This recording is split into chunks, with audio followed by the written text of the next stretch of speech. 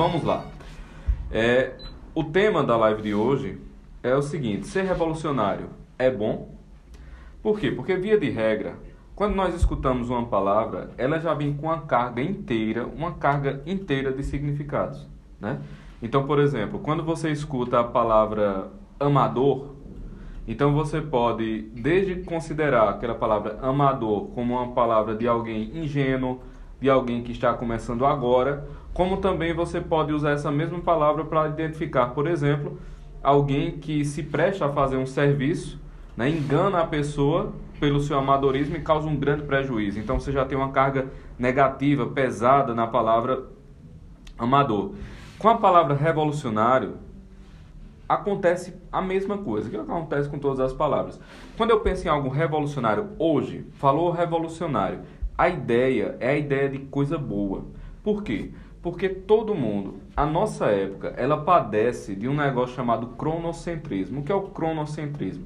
Veja, cronos, tempo, centro, centro, né? Então, o que seria o cronocentrismo? É imaginar que o centro da história, que o apogeu da raça humana, que tudo que há de melhor, mais belo, mais puro no mundo está acontecendo agora. Então, tudo que a gente tem agora é o mais importante, é melhor, é mais eficiente, é mais correto do que o que vinha antes. Veja, essa ideia da percepção do tempo como com progresso inexorável, ou seja, quanto mais o tempo caminha, mais as coisas vão melhorar, e sem nenhum questionamento, as coisas irão melhorar porque o tempo está passando. Não me parece que existe uma relação direta entre a passagem do tempo e o melhoramento das coisas. Não é uma relação como, por exemplo, se eu jogar água aqui na minha mão, a minha mão molha, né? Então isso é uma relação direta, é uma relação que vai ter que acontecer porque está na natureza das coisas. Mas entre os acontecimentos históricos e a passagem do tempo, você não pode fazer um link, uma ligação direta de melhoramento. Então, essa ideia mesma do progresso contínuo, do progresso inexorável, ela já parece um pouco tola quando você coloca nesses termos. Mas qual é o problema? O que se teve nos últimos tempos, assim, a olhos vistos, foi um aumento das técnicas, ou seja, você tem uma tecnologia que permite fazer tal ou qual coisa de uma maneira mais eficiente do que era feita há 20, 30 anos em uma determinada perspectiva. Então, por exemplo, é muito mais avançado tecnologicamente eu fazer uma cirurgia de coração hoje, uma bariátrica hoje, do que há 15, 20 anos. Então, de fato, você tem esse melhoramento da técnica. Mas o melhoramento da técnica não significa, por exemplo, conhecimento. Você pode manipular tecnicamente uma coisa de maneira absurdamente efetiva sem você, de fato, conhecer a coisa. Então, veja. Se eu tenho lá uma tecnologia, qual é a tecnologia que eu tenho? É bater duas pedras, eu bato duas pedras, até que elas provocam uma certa faísca, aquela faísca toca em um material, em um determinado combustível e ele pega fogo. Inflama e ali eu posso acender uma fogueira, posso cozinhar um alimento, enfim. Os neandertais faziam isso.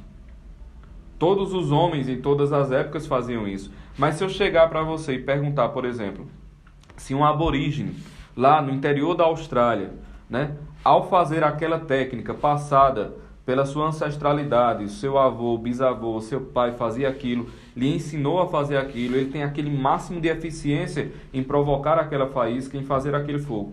Se eu perguntasse a ele, vocês acham que ele saberia me responder quais os elementos da combustão? Vocês acham que ele saberia me responder qual o papel do oxigênio para a consecução daquele objetivo lá de fogo que ele tem? É óbvio que não. Ele saberia dizer que se ele tapar, por exemplo, todas as entradas, vai ser mais difícil fazer fogo. Ele tem a manipulação da técnica. Mas a manipulação da técnica per si, ela não implica num conhecimento profundo da coisa. Entende? Você pode conhecer a coisa superficialmente, manipulá-la tecnicamente num nível de excelência, produzir grandes resultados e mesmo assim aquela coisa ser uma completa desconhecida para você. Veja, até hoje ninguém sabe responder, por exemplo, o que é a gravidade. A luz, ninguém sabe. Não obstante, você tem tudo que está acontecendo, o que estamos fazendo agora, né, baseado na luz, os lançamentos de foguete, enfim, todas as coisas são baseadas na gravidade, mas ninguém sabe definir o que é de fato. Então, o que é que eu estou querendo dizer com isso? É que a gente também não pode se deixar enganar pela percepção de que o avanço técnico ele está intimamente ligado com o progresso científico propriamente, no sentido de conhecer a intimidade da matéria, no sentido de conhecer em profundidade a intimidade das coisas e sua relação com as demais. Então, não caiam nessa falácia. O aumento da técnica não implica necessariamente uma superioridade de conhecimento. Então, o que nós estamos vendo hoje, inclusive na ciência, é uma manipulação cada vez mais eficiente de certos aspectos externos dos elementos, ou até certos aspectos mais íntimos dos elementos, mas cada vez mais um desconhecimento acerca dos elementos. Isso está acontecendo com muita frequência. Por quê? Porque quando se perde a base da filosofia da ciência, quando se perde a base filosófica por trás do desenvolvimento científico, então você fica apenas com a manipulação e com os folguedos e com a pirotecnia da manipulação. E é basicamente isso que se trata a ciência moderna, né? Salvo, obviamente, você tem exceções, mas quando você perde essa base filosófica, você fica apenas com a manipulação técnica. E é isso que nós estamos vendo. Então, esse caminho que nós fizemos até agora foi para dizer o quê? Foi para dizer o seguinte, que a nossa ideia de que a palavra revolucionário linkada à mudança seja algo intrinsecamente bom, é porque, de certa forma, nós já temos em nós essa mentalidade do progresso inexorável, que o tempo sempre trará um progresso contínuo. Percebe? Então, a gente já tem essa ideia em nós. Por isso que a palavra revolucionário para nós soa tão agradável, soa tão boa. Uma outra coisa, um outro sentido da palavra revolucionária é que ela não está linkada apenas ao aspecto de mudança, a mudança pela mudança. Não, a mudança pela mudança, você já tem uma palavra, mudança. Não é isso. Quando eu falo revolucionário, eu estou falando de um tipo de mudança que carrega em si um ineditismo.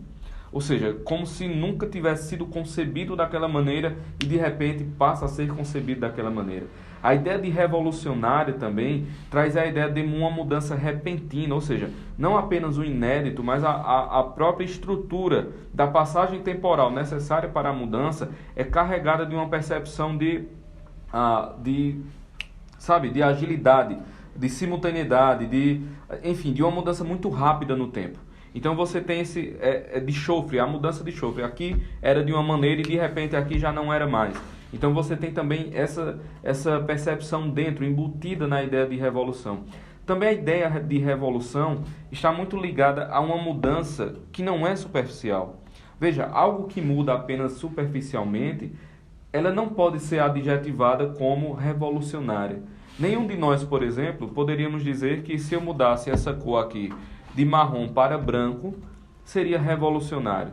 A não ser que, veja só, a não ser que o fato dessa mesa ser marrom estivesse unido dentro de todo um conjunto de conceitos e a quebra desses conceitos fosse em si uma mudança drástica, uma mudança repentina, drástica e profunda. Aí sim, a mudança desse banco de marrom para branco teria o condão de ser falado e de ser colocado como revolucionário.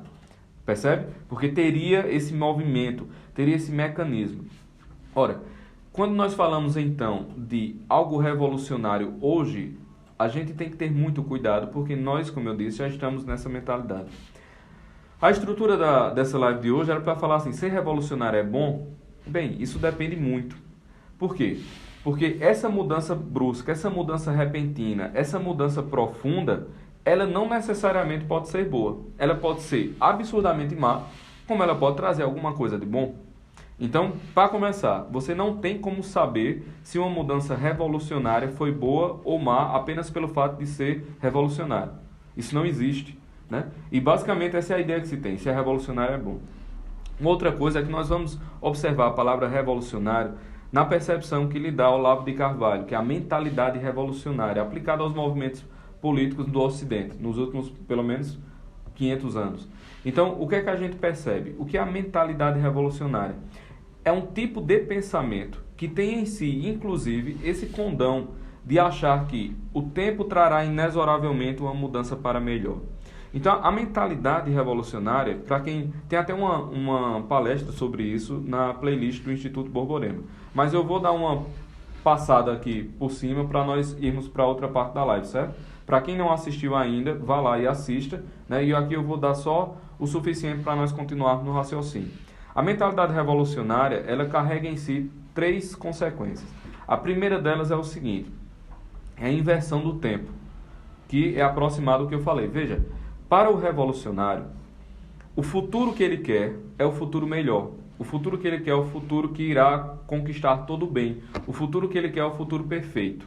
Logo, o futuro para ele é algo que vai se realizar de verdade. Ou seja, como é que a gente normal, pessoas normais, pessoas comuns concebem o tempo? O passado não se altera, o presente está acontecendo e o futuro se fará. O futuro é incerto. Na cabeça do revolucionário, o futuro é certo. E o futuro será aquele futuro revolucionário que ele tem como correto, que a ideologia dele traz como correto. Então, o futuro é certo e o passado ele é reinterpretado à luz daquele futuro.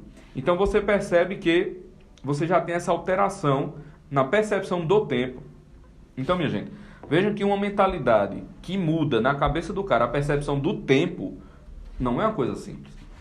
A segunda consequência da percepção da mentalidade revolucionária é que, com a percepção do tempo, você também tem a inversão da moral. O que é a inversão da moral? A inversão da moral é o seguinte, veja, eu sou revolucionário, certo? Eu estou lutando por um futuro melhor.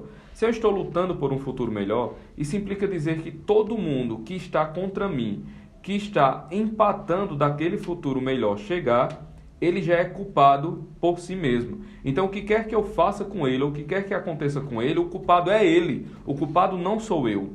Porque é ele que está no meu caminho de tornar o futuro melhor. Entende? Então, é aquela pessoa que lhe coloca no paredão, dá um tiro na sua nuca, e para ela, o culpado por receber aquele tiro na nuca foi você. Porque você estava empatando o futuro revolucionário. Você a obrigou a fazer aquele tipo de coisa. E a outra consequência da mentalidade revolucionária é o seguinte, se os meus atos, todos eles, têm em vista trazer esse futuro brilhante, trazer esse futuro perfeito, trazer esse paraíso na Terra, então os meus atos, eles são moralmente superiores. Não importa o que eu faça, veja, se eu tiver que estuprar uma criancinha e esse estupro servir para o bem do futuro revolucionário, esse estupro eliminar os inimigos da revolução, se esse estupro for feito contra os inimigos da revolução e se esse estupro me colocar mais perto daquele futuro revolucionário que eu almejo, esse estupro ele é moralmente válido, aceitável e desejável. Não existe nada de mal nele. Por quê? Porque ele é feito em vista do futuro revolucionário.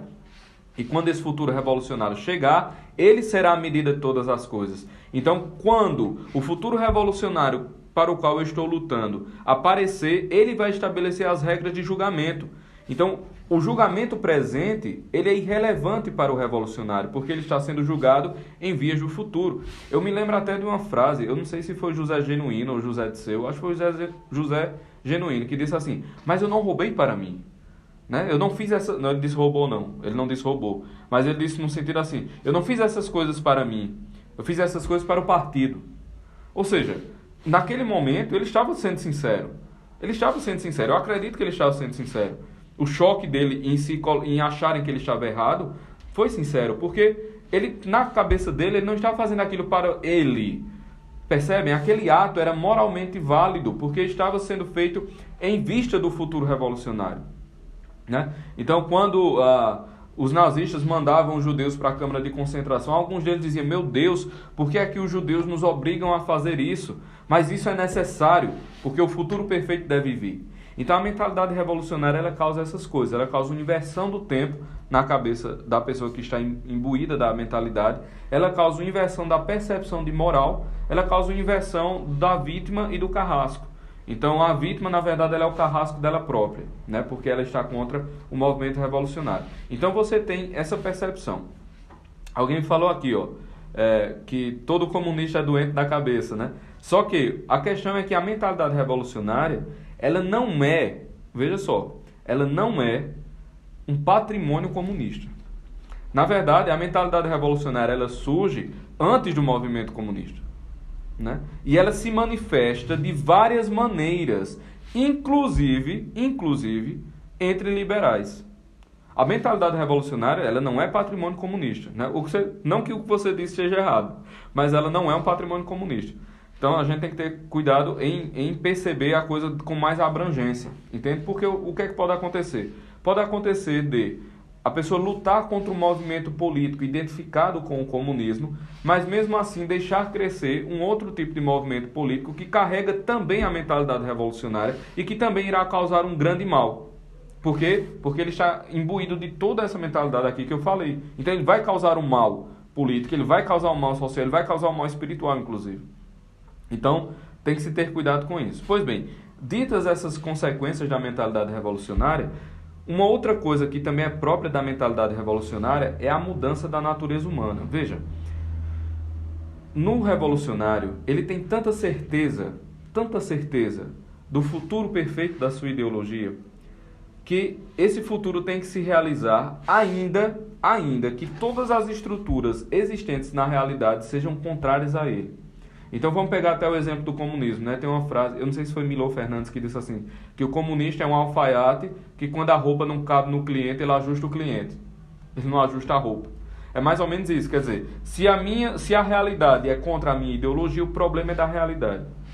Então, na mentalidade revolucionária, existe essa ideia de mutação profunda das estruturas, das bases mesmo da realidade. Em nível político, em nível social, qual é a consequência disso? O acúmulo de poder. Porque, veja, minha gente, se nós formos olhar direitinho, o raio de ação humano, ele é curto. O raio de ação humano, ele não é muito largo. Então, se eu preciso fazer uma reforma nas estruturas mesmo da natureza humana, nas estruturas mais profundas do tecido social, quanto de poder eu preciso acumular para fazer isso? Muito. Porque eu, com o meu poder que eu tenho agora, eu sozinho, eu não vou ser capaz de fazer isso. Então, o primeiro passo para o futuro melhor chegar é o acúmulo de poder.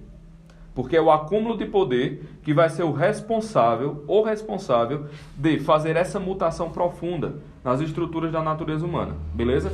Então, mudar o mundo vira o passo 2. O passo 1 é acumular poder. Então, essa mudança através do poder político é uma das características fundamentais da mentalidade revolucionária. Então, você tem o acúmulo de poder, o acúmulo de poder, o acúmulo de poder. O que é que o acúmulo de poder vai fazer? O acúmulo de poder vai fazer o seguinte: se eu tenho que acumular o poder para mudar profundamente as estruturas sociais, isso implica dizer que todo poder que não seja aquele direcionado a essa mudança é um poder pérfido, é um poder perigoso, é um poder que tem que ser eliminado. Por quê? Porque ele é um obstáculo ao futuro melhor. Vocês estão entendendo? Olha a gravidade desse tipo de coisa. Ele é um obstáculo ao futuro melhor. Então, sendo um obstáculo ao futuro melhor, voltamos à questão da mentalidade revolucionária, das 3 características. Se ele é um obstáculo, logo ele tem que ser eliminado porque ele está causando mal. Então, qualquer poder que não seja aquele poder direcionado a isso, ele já é um mal em si. Então, as pessoas se perguntam assim, por que é, Pedro, que os comunistas batem tanto na família, na estrutura familiar? Por quê, minha gente? A estrutura familiar é o primeiro nível de poder. É um nível de poder com legitimidade. A primeira autoridade sobre o ser humano é a autoridade da sua estrutura familiar. É a autoridade do pai, da mãe, é a autoridade do irmão mais velho, é a autoridade das pessoas que lhe precederam, é a autoridade das pessoas que cuidam da manutenção da sua vida. Então, essa autoridade, se ela não estiver sendo exercida em função do futuro melhor e do futuro perfeito que o poder político quer causar, aliás, que o poder político quer realizar, quer conquistar, então essa autoridade ela tem que ser eliminada, porque ela é um obstáculo.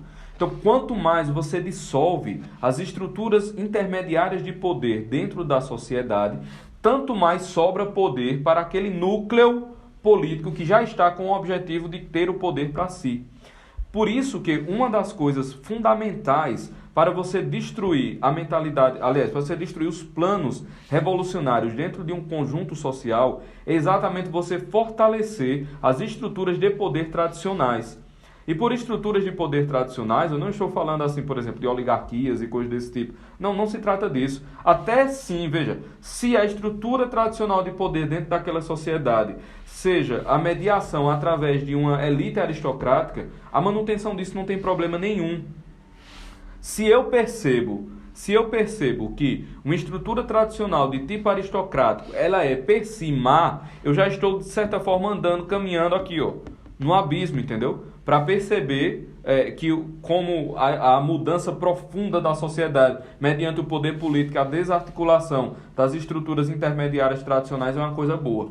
Então eu já estou andando aqui na beirinha. Isso já é, de certa forma, uma sugestão dessa mentalidade do nosso tempo, que graça no nosso tempo, que graça aqui no Ocidente.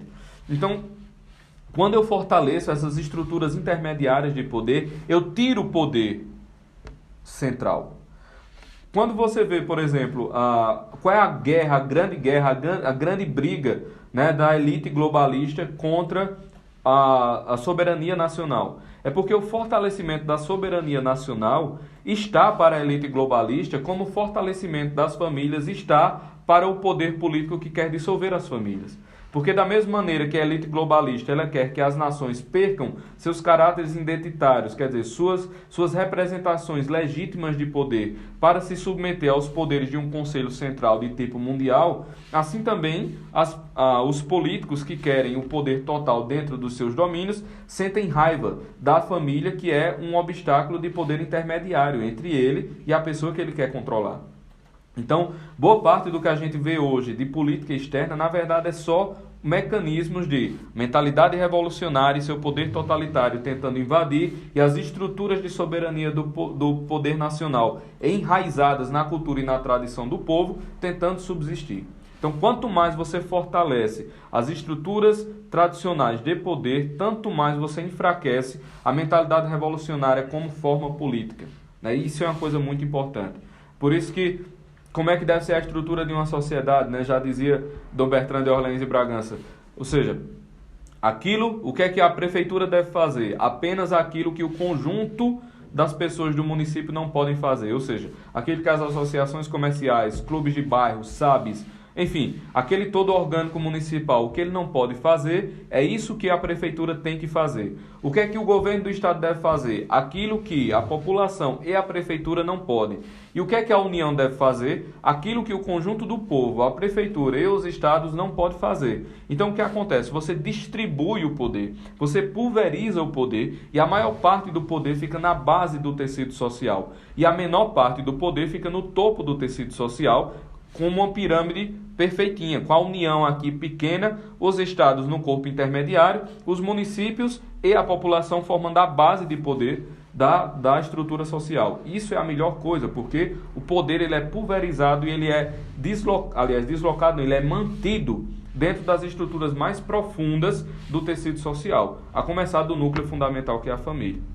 Então, na forma política, a estrutura da mentalidade revolucionária ela sempre vai tomar matizes totalitárias, sempre. Porque se eu quero mudar a natureza humana em profundidade, eu preciso acumular grande poder para isso. Para acumular grande poder, eu tenho que sugar todo o poder que está à minha volta. Só posso sugar todo o poder que está à minha volta, subjugando, massacrando, tiranizando as estruturas de poder que não são as minhas. Então, a mentalidade revolucionária sempre, invariavelmente, ela tomará uma forma tirânica, porque não pode ser de outro modo. Entende? Isso do ponto de vista político-social. Do ponto de vista da pessoa, a estrutura da mentalidade revolucionária ela causa um grande mal no desenvolvimento da própria vida, no desenvolvimento da personalidade e da maturidade. Por quê? Veja só, o que é um indivíduo maduro? Um indivíduo maduro é um indivíduo que ele consegue perceber a realidade. Ele consegue perceber suas próprias limitações. Ele consegue perceber para onde ele quer ir e ele consegue agir dentro da realidade. Então, se eu chego aqui, tem um copo d'água e eu derramo um copo d'água, o que é que eu, como indivíduo são, um indivíduo equilibrado, o que é que eu vou fazer? Vou pensar, eita rapaz, derrubou água. Isso é o ideal? Não. O ideal era que a água não tivesse caído, mas a água caiu. Ou seja, a água estar derramada nessa mesa é um dado da realidade. Certo? A água caiu aqui. Então o que é que eu faço? Eu penso na minha mente mecanismos para solucionar na concretude aquele problema. Eu levanto o copo, eu peço um pano, eu enxugo, não tem pano. Eu passo aqui e tiro a água. Não tem nem como fazer isso, então deixa a água. O que não tem remédio, remediado está. Nessa a frase de sabedoria dos nossos avós. Ou seja, o que é que essa frase diz? É uma atitude de maturidade, de serenidade diante do mundo real. Certo? Um indivíduo quando ele é imaturo, quando ele é fraco, ele não consegue agir no mundo real, porque ele sempre acredita que existe um mal naquilo que não é satisfatório às suas próprias vontades. Então, quando cai a água aqui, o que é que o indivíduo imaturo faz? Ele começa a tomar ares de vítima da realidade. Então, ele olha para cá e diz: caramba, isso tinha que acontecer comigo, um copo d'água, na hora que eu estou fazendo a live, meu querido, é só água, entendeu? É só água, caiu aqui, resolva o problema. Então, quando o indivíduo tem essa nota de imaturidade, o que é que ele faz? Ele começa a reagir diante do mundo com revolta, porque ele é incapaz de agir no mundo, porque ele não tem força para agir no mundo, não tendo força da personalidade para agir no mundo, ele se sente uma vítima do mundo. Olha que coisa terrível. Ele se sente uma vítima da realidade. A mentalidade revolucionária, nesse nível individual, ela causa nas pessoas exatamente esse movimento. É por isso que nós vemos aí, graçando pelas universidades, jovens estudantes de 50 anos, né? O cara está lá no curso de História há 25 anos. Quer dizer, os professores, ele é mais antigo no curso de História do que seus próprios professores. Ele está lá há 25 anos no curso de História e ele percebe o mundo inteiro como algo mau e cruel. E ele é o estandarte, ele é o estandarte da mudança. É ele que vai provocar toda a mudança. E se você falar com ele de maneira que ele não goste do seu tom, se você falar com ele questionando ele sobre as suas percepções de mundo, ele vai lhe julgar um inimigo da revolução e ele vai se sentir pessoalmente ofendido. Por que você o ofendeu? Não. Mas porque você simplesmente foi contra aquela ideia.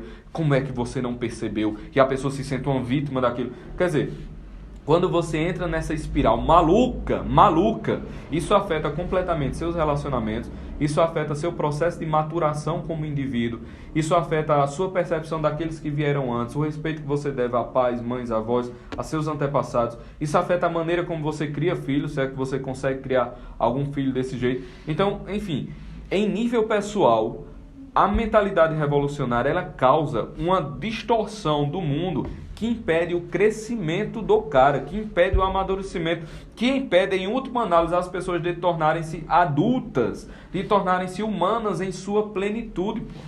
Então, quando você vê, né, vamos para o título da live, ser revolucionário é bom?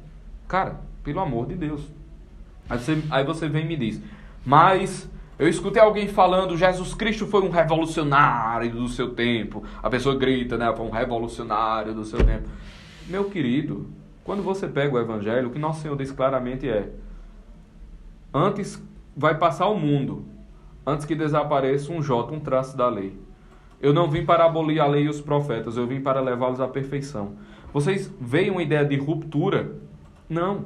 Tanto é que o Antigo Testamento contém os símbolos do Novo Testamento. Qualquer pessoa que entenda um pouco de religião, de cristianismo, sabe disso. O Antigo Testamento ele carrega os símbolos do Novo Testamento. Ou seja, o Novo Testamento, a revelação de Nosso Senhor Jesus Cristo, ela é uma perfeição daquilo que já estava anunciado e simbolizado nas figuras do Antigo Testamento. Então você não tem uma ruptura com todas as estruturas, pelo contrário, você tem um aperfeiçoamento, uma continuidade num nível superior e perfeito daquilo que era figurativo. Você tem a realidade daquilo que era figura.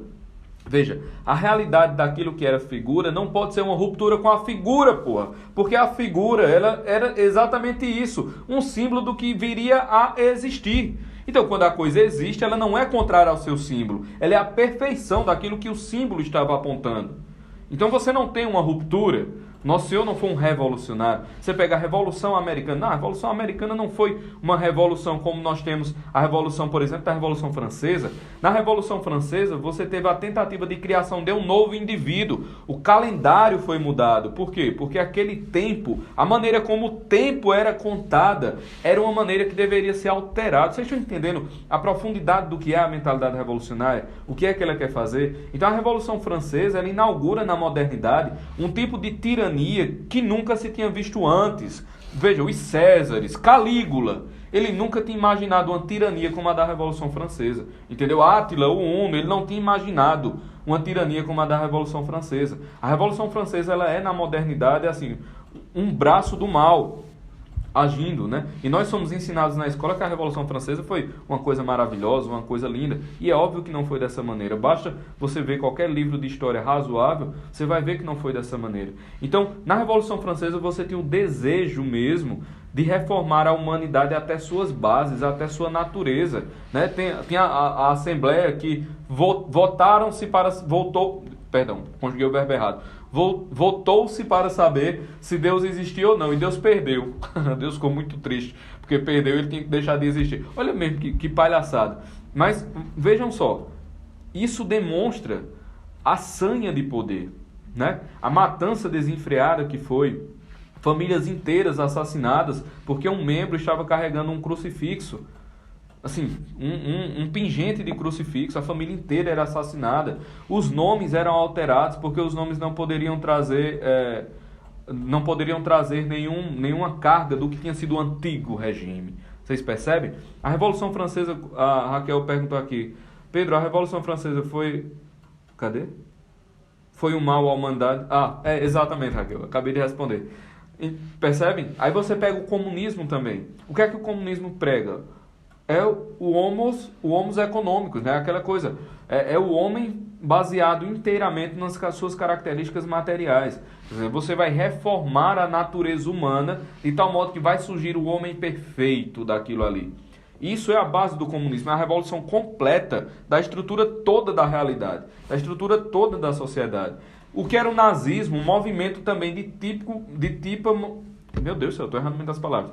Um movimento típico da mentalidade revolucionária. Ou seja, o homo perfeito, né? O homem do nazismo, o homem ariano, a sociedade ariana, as mulheres arianas. Quer dizer, iria se construir um homem perfeito. Tem até uma gravura que é assim, um monte de homenzinhos pequenininhos. Aí chega o Führer, era uma gravura que circulava na época. Aí chega o Führer, dá um murro assim naquela massa, amassa tudo aquela coisa e molda o homem perfeito ariano. O que é isso? Essa loucura de reformar a humanidade até as suas bases. Quando você pega a ideologia de gênero é um mecanismo de tipo revolucionário. Quer dizer, é a negação da estrutura mesmo da natureza humana, da estrutura biológica da natureza humana, em favor de um ideal revolucionário de desconstrução da sexualidade, desconstrução da família. Então, ela também é um movimento de tipo revolucionário.